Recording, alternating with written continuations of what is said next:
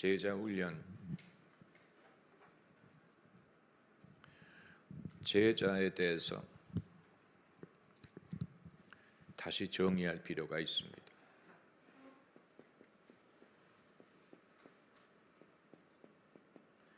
제가 이전에 말씀드렸던 정의도 그릇되지는 않습니다. 제가 이전에 제자를 어떻게 정의했냐면 스승이 하는 것을 배워서 같이 할 수 있는 사람이다 라고 정의를 내렸어요. 그래서 예수님이 스승이시고 사도들이 제자가 아닙니까? 예수께서 무리를 걸으신 것처럼 베드로도 무리를 걷고, 예수께서 이적과 기사를 행하신 것처럼 사도들이 그것을 행하였다. 여기에서 그들이 예수님의 제자됨을 증거하였다. 거기에 기초해서 제자란 스승이 하는 것을 그대로 할 수 있도록 배우는 사람이다 라고 정의를 내렸죠. 그러나 여기에 대해서 수정을 할 필요가 있음을 제가 깨닫게 되었습니다. 왜냐하면 예수님의 제자들이 예수님이 하시는 것을 그들도 할 수 있었던 것은 사실이, 그리고 그것은 예수님의 말씀을 쫓은 것입니다. 요한복음에 나를 믿는 자는 내가 한 일을 저도 할 것이요 이보다 더 큰 일도 하리니 이는 내가 아버지께로 감이니라. 그 말씀에 의거하면 제자는 예수님이 하신 일을 할 수 있다고 보는 것이 맞습니다. 그러나 이후의 사도행전의 기록을 보면 제자들이, 사도들이 과연 성도가 사도가 하는 것을 그대로 하도록 가르치려고 했느냐, 여기에 있어서는 여러 가지 이견이 가능할 수 있기 때문에 사도행전의 기록을 보면 사도들이 복음을 전하느라고 바쁘고 교회를 세우느라고 바쁘고 여러 가지 사역을 했지만 그들이 대놓고 다른 사람들이 사도가 하는 것을 그대로 하도록 가르치려고 애썼다는 증거를 찾아볼 수 없습니다.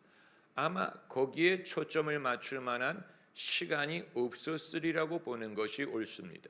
베드로도 그렇고 바울도 그렇고 그들이 두루 다니며 말씀을 증거하고 세례를 주고 교회를 세웠다는 성경 구절이 많이 있지만 이들이 의도적으로 다른 사람들이 자신이 하는 것을 그대로 하도록 가르쳤다는 성경 구절을 찾아볼 수 없습니다. 그러면 다른 제자들은 사도들의 하는 것을 배우지 못했다는 말이냐? 그건 아니죠. 당연히 배우는 사람들이 많이 있었을 것입니다. 그리고 그것은 지극히 당연한 일입니다.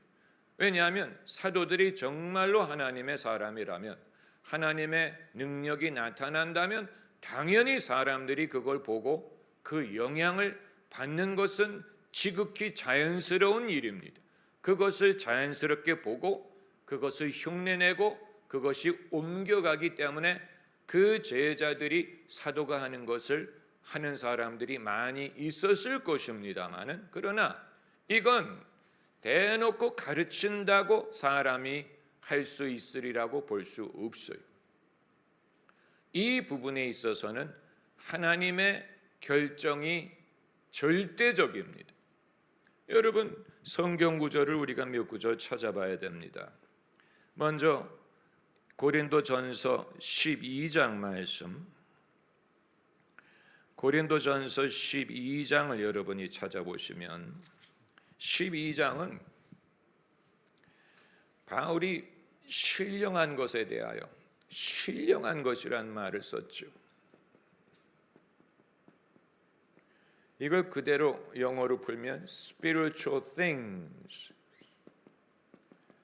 이건 은사를 말하는 것이라고 우리가 당연히 해석을 합니다. 그러나 바울은 그것을 통틀어서 spiritual things, 신령한 것에 대하여 너희의 알지 못함을 내가 원하지 않는다. 이건 그의 문구에 있어서 상당히 미묘한 뉘앙스를 반영하고 있습니다. 이걸 너희가 반드시 배워야 된다, 반드시 터득하라. 이걸 우선적으로 강조한다라고 말했다면 그런 문구를 썼겠지만 그러지 않고 알지 못하는 것을 원하지 않는다. 모르는 것은 내가 원치 않고 모르지 않기를 바란다. 약간 간접적인 문구를 썼다는 사실을 우리가 어느 정도 염두에 두면 바울이 이 글을 쓸 때 그의 마음가짐이 어땠을지를 어느 정도 가늠할 수 있습니다.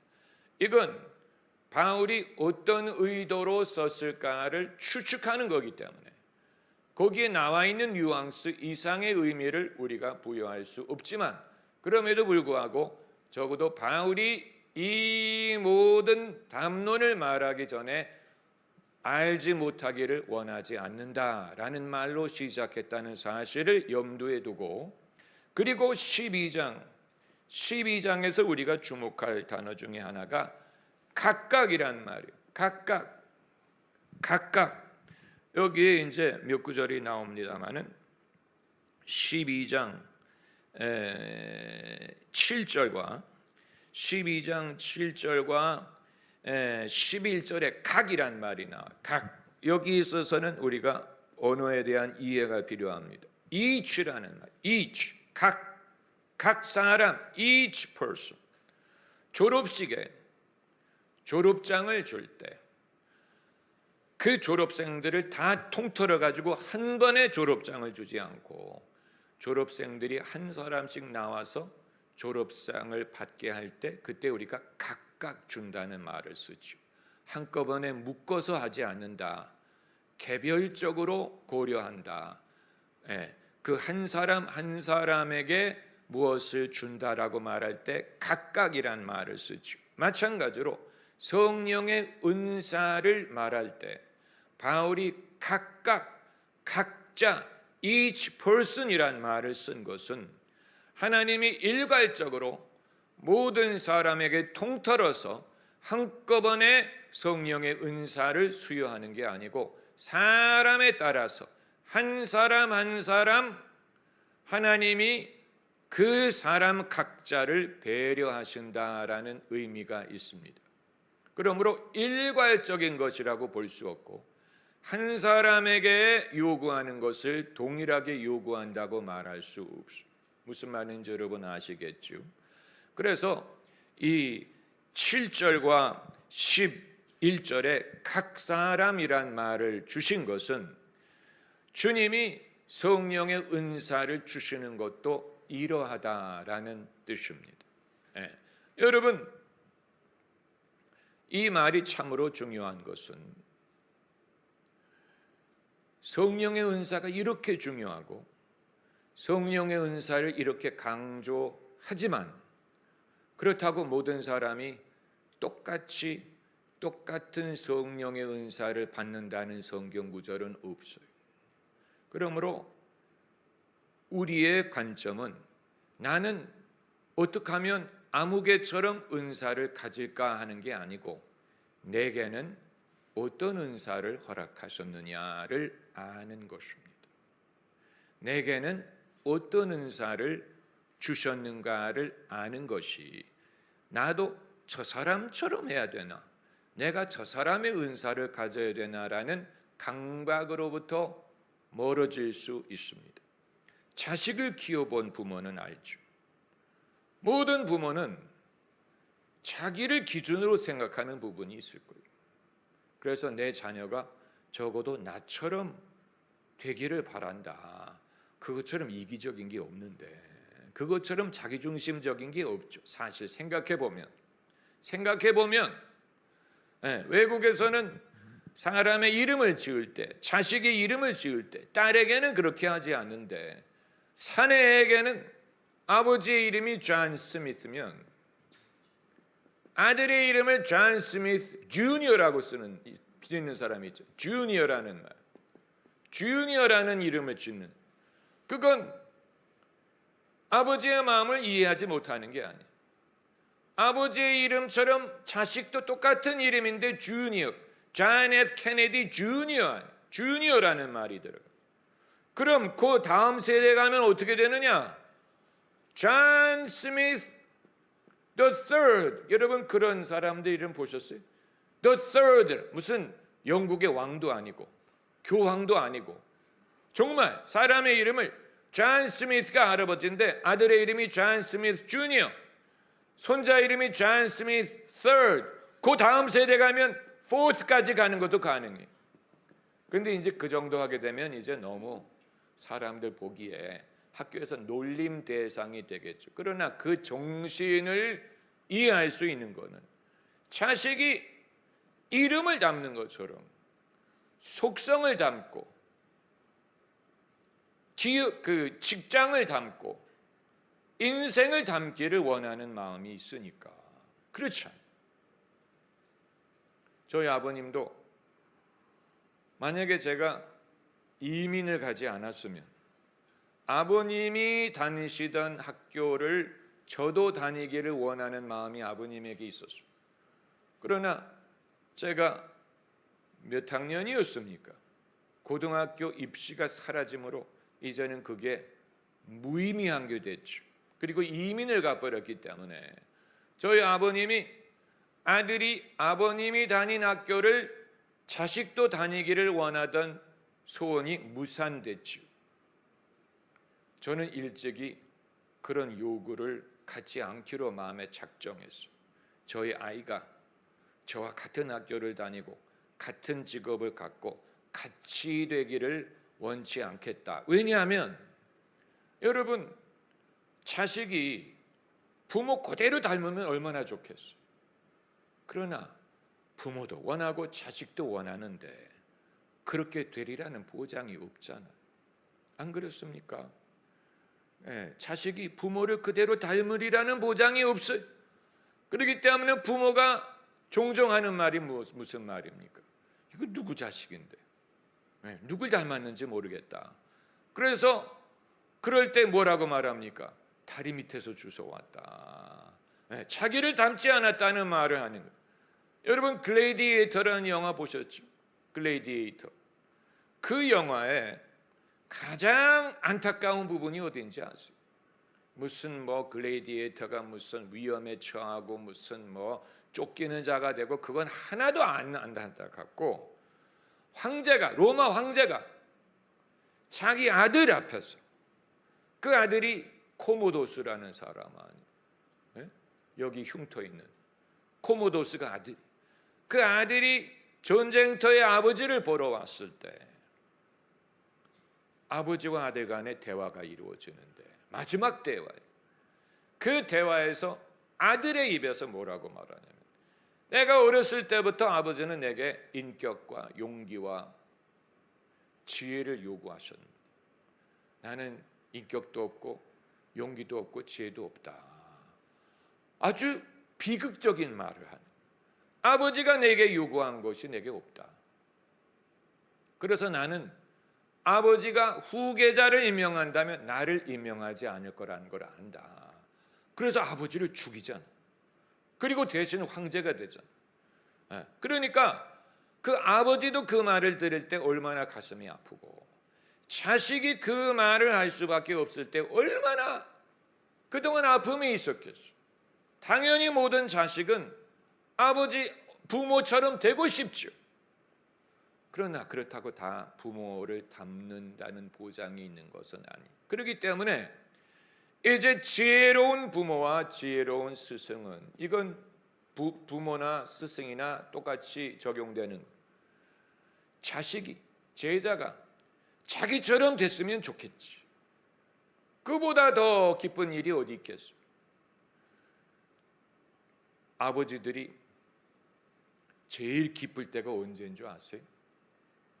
발가락이 닮았을 때. 자식이 자기를 닮은 것을 볼 때 제일 기뻐한다고. 이건 본능이에요. 본능. 이건 본능이. 이제 이건 그 역사적인 이유가 있다고 합니다. 그 이유가 뭔지는 제가 말씀드리지 않겠어요. 옛날에는 그런 일이 왕왕 있었대. 그래서 아버지가 이게 정말 자기 자식인지를 확인할 수 있는 길이 닮은 구석을 보기 전까지는 알 수 없었다는 역사적인 그런 유래가 있는데 모든 엄마도 마찬가지일 거예요. 어머니들도 그러세요? 어머니들도 자식이 엄마를 닮은 것을 볼 때 기쁘세요? 네, 그렇죠. 스승도 마찬가지요. 그러나 그게 소원이지만 모든 제자가 스승을 그대로 닮으리라는 보장은 없어요.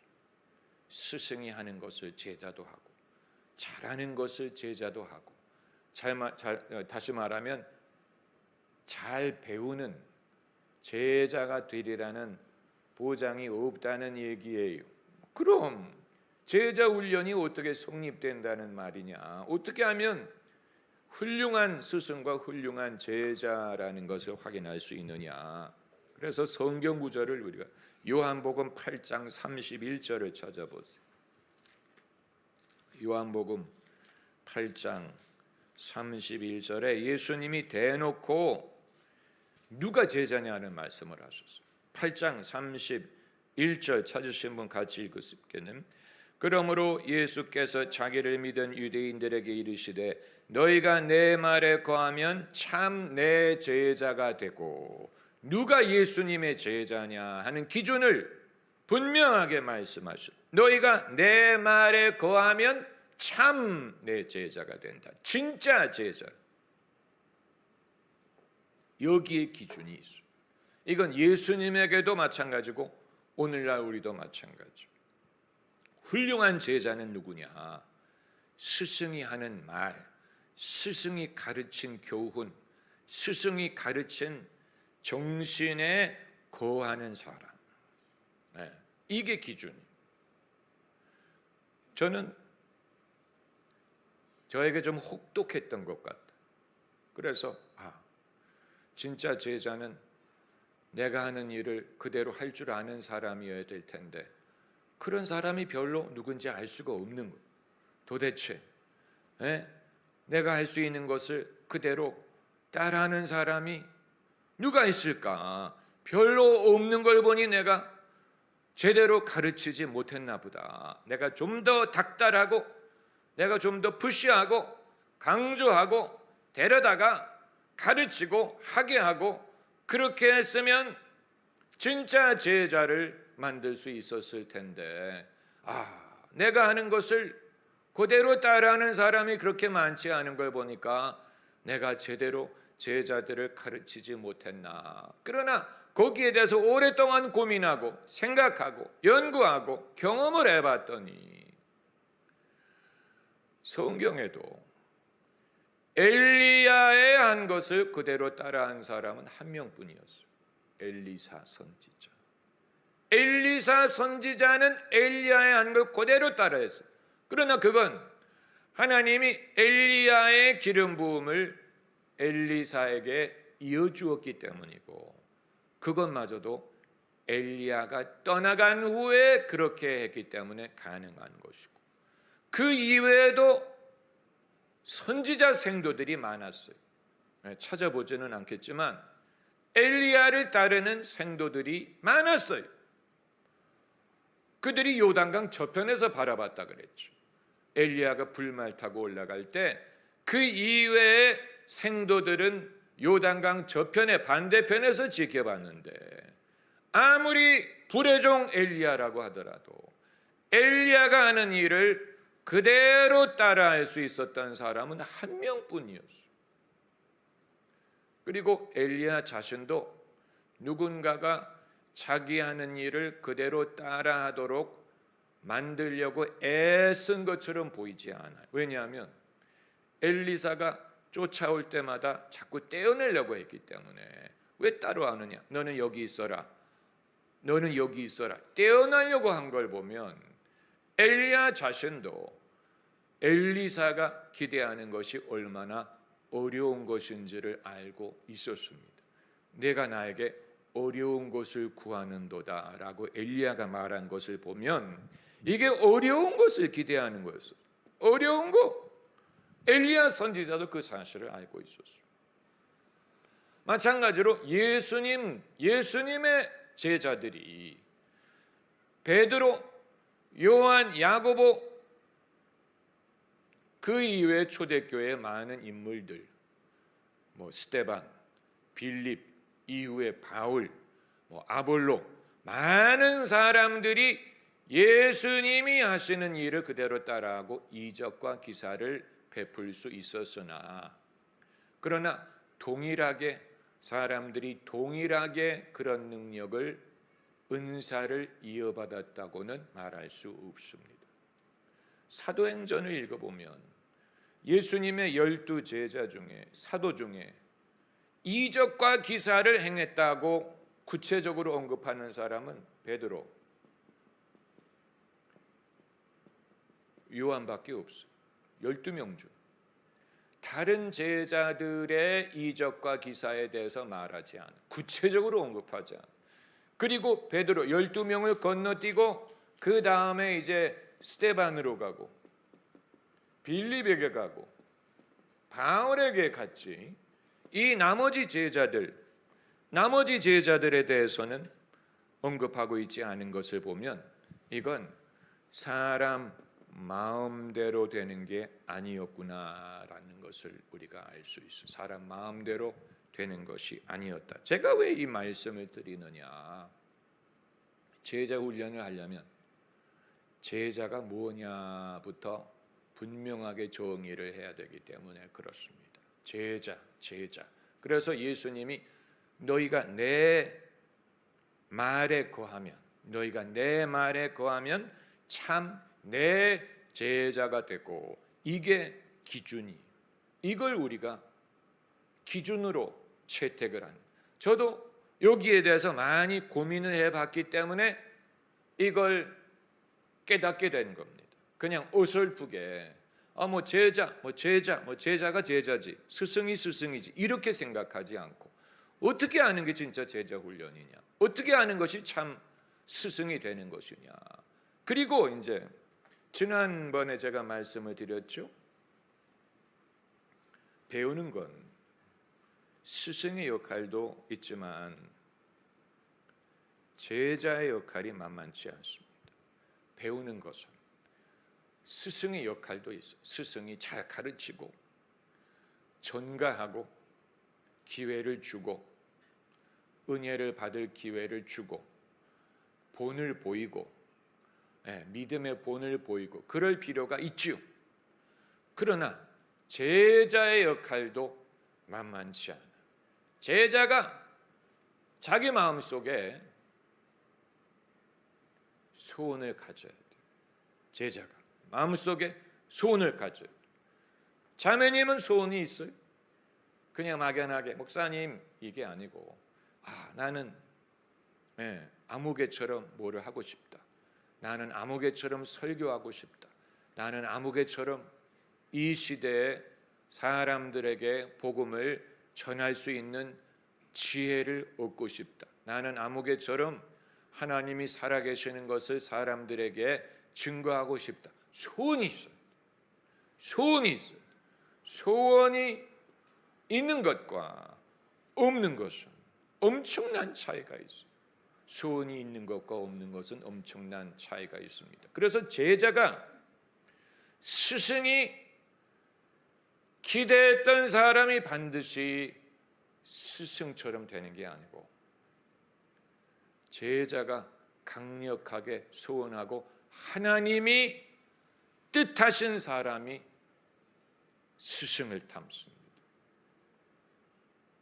제가 그동안에 여러 교회에서 부목사로 섬기지 않았습니까? 과거에 제가 명성교회도 있어봤고 소망교회에 있었고, 그 이전에는 순복음교회 예배를 직간접적으로 접하고, 저희 집이 캐나다에 이민 갔을 때 저희 부모님이 이제 예수님을 믿게 되지 않았습니까? 그리고 은혜를 사모하시면서 그 당시에는 설교 카세트 테이프를 통해서 설교를 전해 들었어요.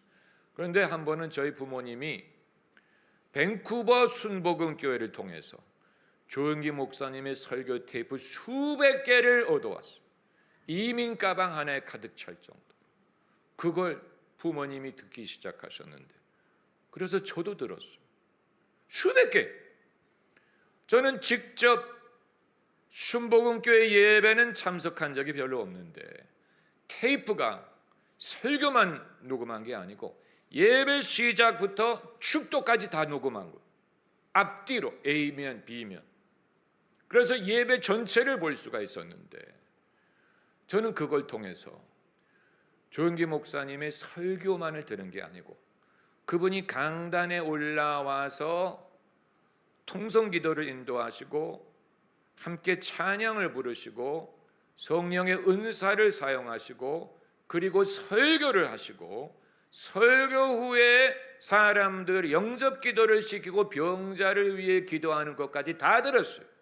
그게 저에게는 엄청난 교육이 됐어요. 사람이 예배 중에 이런 식으로 성령의 인도를 받는구나. 사람이 성령의 은사를 설교 사역에 강단 사역에 이렇게 적용하는구나. 그걸 통해서 배운 거예요. 설교 테이프, 카세트 테이프를 통해서. 그래서 저는 조영기 목사님하고 개인적으로 모르지만 저는 그분의 아주 충성스러운 제자라고 스스로 생각합니다. 왜냐하면 배웠기 때문에.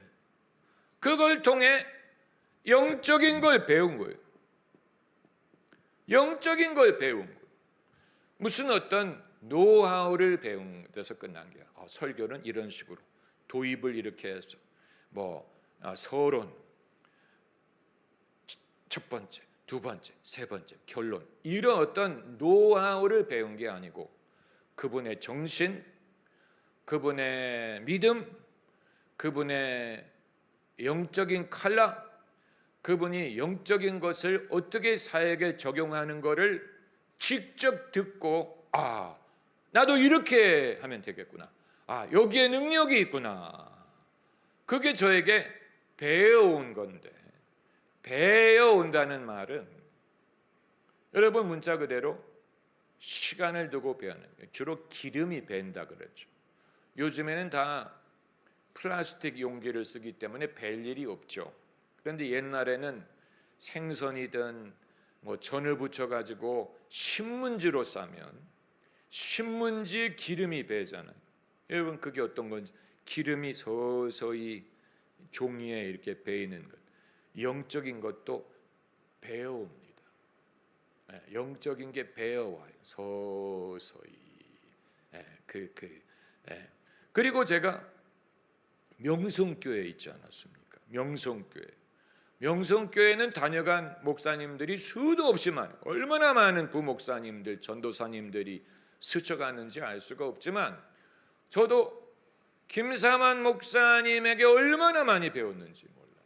뭐를 배웠느냐?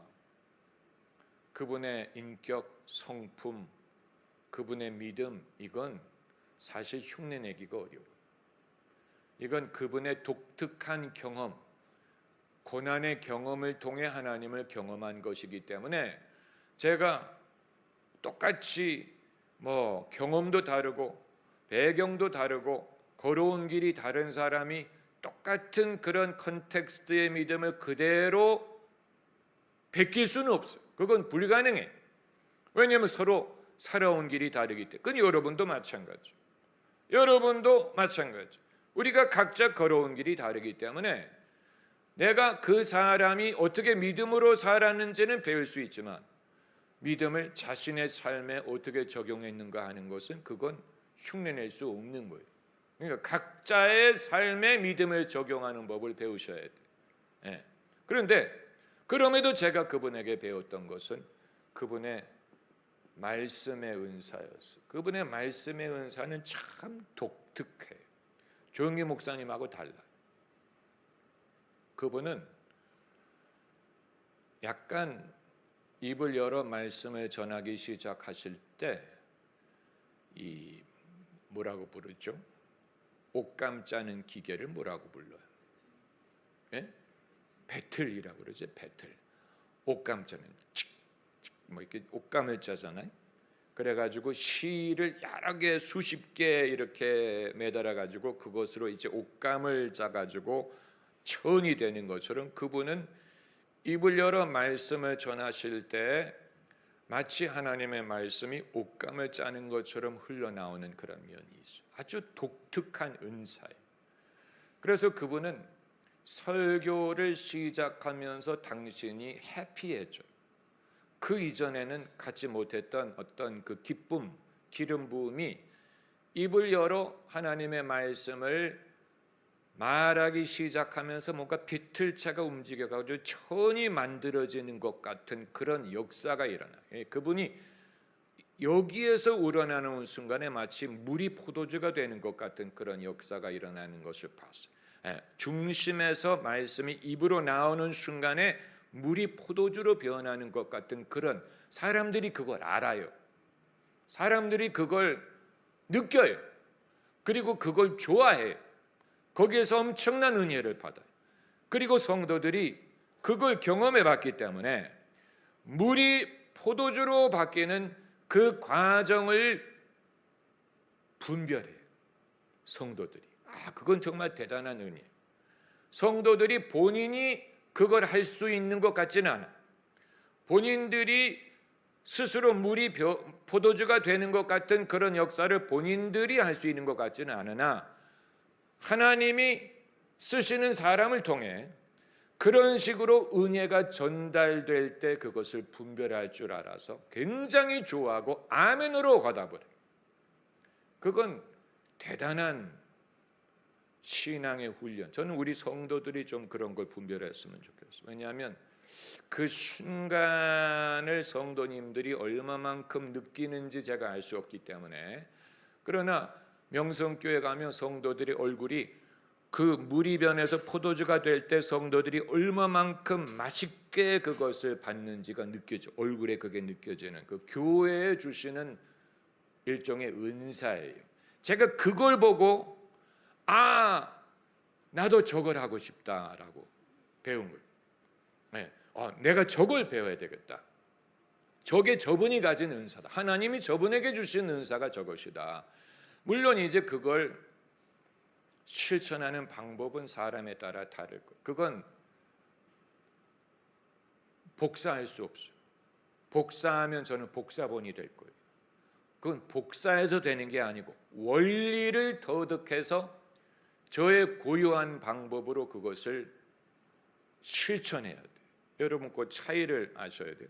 그냥 흉내내는 것은 복사본이 되는 거고 정신을 깨달아서 내가 내 현실에 그것을 적용하는 법을 배우는 것은 차이점이 있어요. 복사하면 은혜가 없어요. 복사하면 사람들이 싫어해요. 그래서 그분의 예와 같은 것을 제가 흉내내죠. 사람들이 시험에 들어요. 그분이 할 때는 다 좋아했는데 그 예화를 제가 흉내내면 사람들이 지적을 해요. 목사님 그 사실 아닌데요? 정말.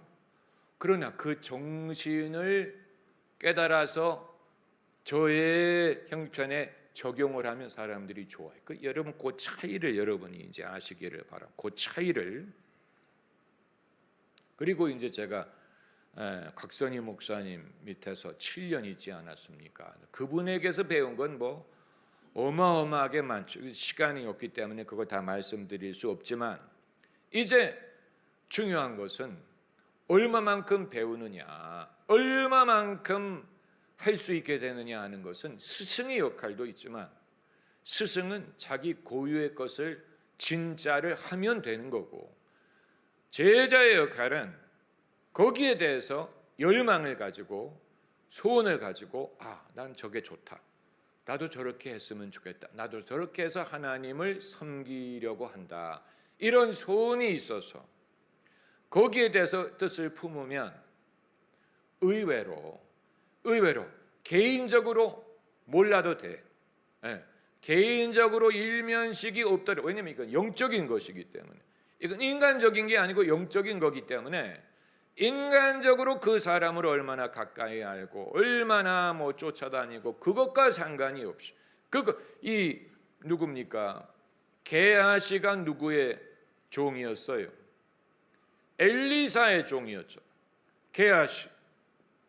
근데 게하시가 그렇게 스승을 쫓아다니는 스승에게 배웠다는 증거가 있습니까? 없죠. 게하시는 못 배웠죠. 지리적으로 가깝다고 배운다는 보장이 있는 게 아니에요. 같이 다니고 같이 생활하고 같이 여행하고 그렇게 한다고 스승에게 배운다는 보장이 있는 거예요. 게하시는 못 배웠어요. 아주 안타까운 일이죠. 게하시가 늘 쫓아다녔는데, 그런데 게하시가 하면 잘 안 됐어요. 한 번은 그 수넴 여인의 아들이 아플 때 엘리사가 내 지팡이를 들고 가서 그 애 위에 두라 했는데 안 낫잖아요. 게하시에게 부탁했는데. 그렇기 때문에 이것은 이제 스승의 역할이 중요한 만큼 제자의 역할이 중요합니다. 제자의 역할. 그래서 그러면 다시 아까 그 읽은 고린도전서 12장으로 가서 고린도전서 12장에 각이란 말, 이치라는 말이 나온다고 말씀드렸죠. 7절과 11절에 각 사람에게 나눠주신다. 7절에는 각 사람에게 성령의 나타남을 주심은, 12절에는 이 모든 일은 같은 한 성령이 행하사 그 뜻대로 각 사람에게 나눠주신다고 했는데, 각이란 말은 종합적이지 않고 한꺼번에가 아니고 한 사람 한 사람 개별적으로 라는 뜻입니다. 그러면 내게 주신 은혜를 어떻게 발견하고 개발시킬 수 있느냐, 이제 이게 관건이에요. 내게 주신 은혜를, 내게 주신 은사를 내가 어떻게 발굴하고 발견하고 개발시킬 수 있느냐, 그것은 사용하는 순간 발견합니다. 사용하는 순간. 제자들도 그랬어요. 베드로와 요한이 미문가에 안전뱅이란 말은 요즘에 쓰면 안 되는 말이죠. 장애인이라고. 그런데 성경에는 안전뱅이라고 썼기 때문에 베드로와 요한이 미문가의 안전뱅이에게 은과 금은 내게 없으나 내게 있는 것으로 너에게 주노니 나사렛 예수의 이름으로 일어나라 할 때 병자가 일어났죠.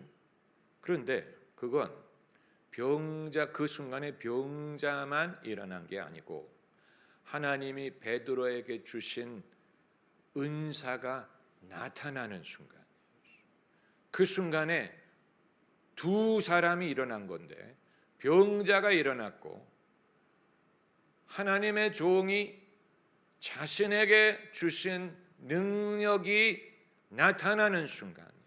그 순간에 베드로가 그것을 발견했다고 보면 됩니다. 그 이전에도 그런 능력이 있었겠지요.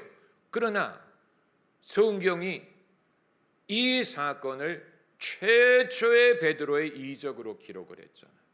베드로가 구체적으로 행한 최초의 이적으로 사도행전 3장의 미문가의 안전뱅이를 일으킨 사건을 기록한 것은 이 순간에 하나님이 베드로에게 주신 은사가 나타나는 순간이었기 때문에, 그러므로 그 순간에 병자도 일어나고 베드로의 은사도 일어난 거예요. 나타난 거예요. 베드로도 그 순간에 하나님이 나를 통해 이런 일을 행하시는구나 하는 것을 발견한 거예요. 이건 섬기는 순간에 발견합니다. 섬기는 순간. 이걸 건너뛸 수 없습니다. 그냥 안전히 내가 골방에서 기도할 때, 내가 혼자 기도할 때 나타나겠지. 그래서 그거 내가 알고 안전하게 사람들에게 쓸 수 있겠지. 그게 아니고 사람들하고 부딪혀서 사람을 섬길 만한 계기가 될 때, 그 순간이 언제인지는 몰라요. 언제 하나님이 그걸 계기로 해서 내 안에 있는 은사를 나타나게 하실지는 알 수 없으나 우리가 신령한 일을 쫓다 보면 하나님이 그런 기회를 주십니다. 그걸 건너뛸 수 없어. 그러므로 여러분은 내가 제자는 되고 싶은데 안전하게 되고 싶다. 안방의 제자가 되고 싶다. 그냥 내 안방에서 안전하게 제자 아니고 섬기려는 구체적인 의지가 있어요. 섬기려는 구체적인 의지. 그 순간에 여러분이 그 이전에 어느 정도 감은 잡을 거예요. 나는 이런 게 있는 것 같다. 나는 이런 속성이 있는 것 같다. 감은 잡아요. 그러나 그게 아직 공식적으로 인정되지 않아요. 인정이란 말은 아주 중요한 것입니다. 인정. 이건 사람에게 인정받는 거예요. 인정받는다는 말이 그 부정적인 그런 말이 아니고 확인된다는 거예요. 이 성경에 다 찾아볼 수는 없지만 바울이 원래 12명 중에 한 사람이 아니었잖아요. 교회를 핍박하다가 예수님을 만나서 회심하고 사도의 부름을 받은 사람이죠. 그렇기 때문에 바울이 진짜인지 아닌지를 12사도가 확인할 필요가 있었어요. 왜냐하면 자기들끼리는 같이 있었잖아요. 예수님 공생을 시작할 때부터 부활하시고 승천하실 때까지 같이 있었던 사람이기 때문에 확인이 가능해요. 그런데 바울은 어디서 온 사람인지 모르고 예수님을 만났다고 하는데 그것도 알 수 없고 사도로 부름을 받았다고 하는데 그것도 확실. 이걸 어떻게 하면 알 수 있겠어요? 그런데 바울 서신을 읽어보면 내게 주신 은혜를 알므로 이 사도들이 나를 사도로 확인했다라는 성경 구절. 나를 이방인을 위한 사도로 확인했다. 이런 성경 구절이 있습니다. 확인이 필요해요. 영적인 것은 확인이 필요해요. 확인. 엘리사 선지자가 엘리야 영감을 이어받았다는 것을 뭐로 확인했어? 성경에 어떤 사건으로 확인했어? 어떤 사건을 보고 사람들이 엘리야의 영감이 엘리사에게 임했다는 걸 알았어요. 옷으로 강물을 쳤더니 강이 반으로 쪼개지는 갈라지는 걸 보고 사람들이 엘리야의 영이 엘리사에게 임했다. 이걸 확인한 것과 마찬가지. 이건 굉장히 중요한 것입니다. 오늘날 우리가 이것을 건너뛰려고 하면 안 돼. 이건 참 어려운 거예요. 어려운 거예요. 그리고 이건 겸손함으로 기다려야 돼. 이게 어려워요. 사람들이 왜 인정 안 해줘? 나 이만한 능력 있잖아. 하는 거 봤잖아. 왜 인정 안 해? 이렇게 하면 시험에 들어요. 시험에 들어요. 여러분이 다 성령을 각각 경험을 하셨고 하나님을 섬기려는 마음이 있고 다 그렇죠. 그러나 그게 있는 것과 성도님 아무에게 하나님이 이런 은사를 주시고 이런 사역을 주셨고 검증이 되었다라고 확인하는 것은 별개의 일이에요.